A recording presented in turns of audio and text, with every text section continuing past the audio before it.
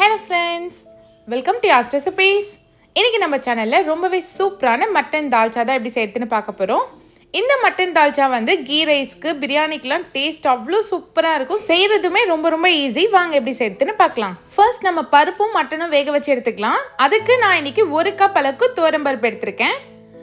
இது கூடவே 1/2 கப் அளவுக்கு கடலைப்பருப்பு எடுத்துக்கோங்க. துவரம்பருப்புல பாதி வந்து கடலைப்பருப்பு சேர்க்கிறோம். இது நல்லா வாஷ் பண்ணி எடுத்துக்கலாம். இது கூடவே 100 கிராம் மட்டனோட எலும்பு சேர்த்துக்கோங்க. தால்ச்சாக்கு எப்பவுமே எலும்பு சேர்த்தா தான் டேஸ்ட் ரொம்ப நல்லா இருக்கும். உங்ககிட்ட கொழுப்பு இருந்துச்சுனாலும் அதையும் சேர்த்துக்கோங்க, இன்னும் டேஸ்ட் நல்லா இருக்கும். இது கூடவே 1/2 வெங்காயத்தை கட் பண்ணி சேர்த்துக்கலாம். 1/2 தக்காளி பழம் சேர்த்துக்கோங்க. ஒரே ஒரு பச்சை மிளகாய் சேர்த்துக்கலாம். 1 ஸ்பூன் இஞ்சி பூண்டு பேஸ்ட் சேர்த்துக்கோங்க. 1/2 ஸ்பூன் மஞ்சள்தூள் சேர்த்துக்கலாம். இப்போ மட்டனுக்கு தேவையான அளவுக்கு உப்பு சேர்த்துக்கோங்க. நான் ஒரு 1 ஸ்பூன் அளவுக்கு உப்பு சேர்த்துருக்கேன். இப்போ மட்டன் முழுகிற அளவுக்கு தண்ணி சேர்த்துக்கலாம். நான் ஒரு 1 கப் அளவுக்கு தண்ணி சேர்த்துருக்கேன். இது லைட்டாக மிக்ஸ் பண்ணி விட்டுக்கலாம். குக்கர் மூடி 6 விசில் வச்சு எடுத்துக்கோங்க. ப்ரெஷர் ரிலீஸ் ஆனதும் ஓப்பன் பண்ணி பார்த்தீங்கன்னா பருப்பு மட்டன் ரெண்டுமே நல்லா வெந்திருக்கும். ஒரு கரண்டியாலேயே இதை லைட்டாக மசிச்சு விடுங்க. அந்த பருப்பு நல்லா குழஞ்சி வரணும். பாருங்கள், இந்த மாதிரி இருக்கணும். இப்போ பருப்பு ரெடி ஆயிடுச்சு. நம்ம தால்ச்சா தாளிச்சிடலாம். கடாயில் 3 டேபிள் ஸ்பூன் அளவுக்கு எண்ணெய் சேர்த்துக்கோங்க. இது கூடவே 2 ஸ்பூன் நெய் சேர்த்துக்கலாம். நெய் சேர்க்குறப்ப நல்ல ஃப்ளேவர் கொடுக்கும்.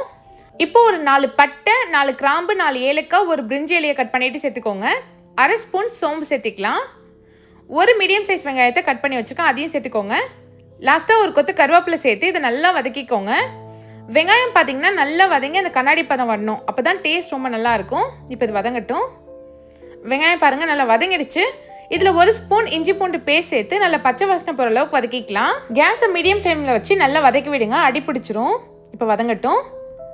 இஞ்சி பூண்டோட பச்சை வாசனை கம்ப்ளீட்டாக போனதுக்கப்புறமா 1/2 கைப்பிடி புதினா மல்லி கூட 2 பச்சை மிளகாய் சேர்த்து இதையும் நல்லா வதக்கிக்கோங்க. இந்த புதினா கொத்தமல்லி நம்ம எண்ணெயிலே வதக்குறப்போ நல்ல ஒரு ஃப்ளேவர் வரும். இப்போ நல்லா வதங்கிடுச்சு.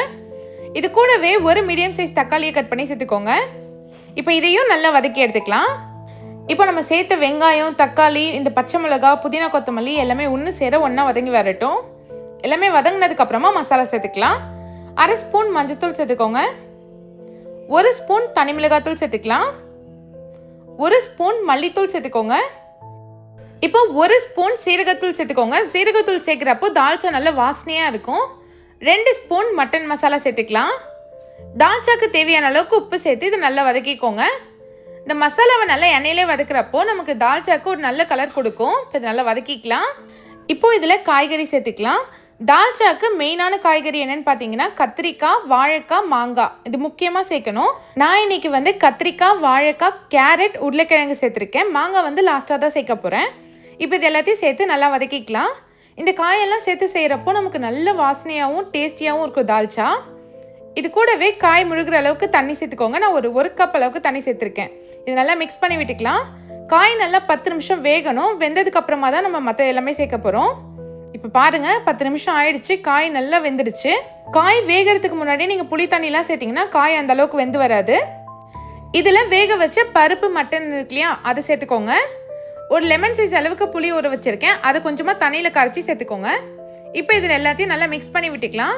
அந்த காய், பருப்பு, புளி எல்லாமே நல்லா ஒன்று சேர மிக்ஸ் ஆகி வரணும். லாஸ்ட்டாக இதில் மாங்காய் சேர்த்துக்கோங்க. மாங்காய் முன்னாடியே சேர்த்திங்கன்னா குழஞ்சிரும். இது கூடவே கை நிறைய புதினா கொத்தமல்லி சேர்த்துக்கலாம். கருவேப்பிலை சேர்த்துக்கணும். கருவேப்பிலை வந்து இந்த மாதிரி காம்போடு சேருங்க. அப்போ தான் தால்ச்சாக்கு நல்ல வாசனை கொடுக்கும். இதை அப்படியே மூடி போட்டு ஒரு 5 நிமிஷம் மட்டும் வேக வச்சு எடுத்துக்கோங்க. 5 நிமிஷத்துக்கு அப்புறம் ஓப்பன் பண்ணி பார்த்தீங்கன்னா தால்ச்சா நல்லா கமன்னு சூப்பராக ரெடி ஆகிடும். இதை நீங்கள் ஓப்பன் பண்ணுறப்பவே அவ்வளோ வாசனையாக இருக்கும். கன்சிஸ்டன்சி பாருங்கள் எவ்வளோ பர்ஃபெக்டாக இருக்குன்னு. அவ்வளோதான், சூப்பரான மட்டன் தால்ச்சா ரெடி ஆயிடுச்சு. இது வந்து கீ ரைஸ்க்கு நல்லாயிருக்கும். அதை விட பிரியாணிக்கு கூட ரொம்ப நல்லாயிருக்கும். இதை நீங்களும் கண்டிப்பாக ட்ரை பண்ணி பாருங்கள். ட்ரை பண்ணிவிட்டு எப்படி இருந்துச்சுன்னு மறக்காமல் கமெண்ட் பண்ணுங்கள். வீடியோ பிடிச்சிருந்தா யாஸ் ரெசிபிஸ் சேனலை சப்ஸ்கிரைப் பண்ணிவிடுங்க. தேங்க்ஸ் ஃபார் வாட்சிங்.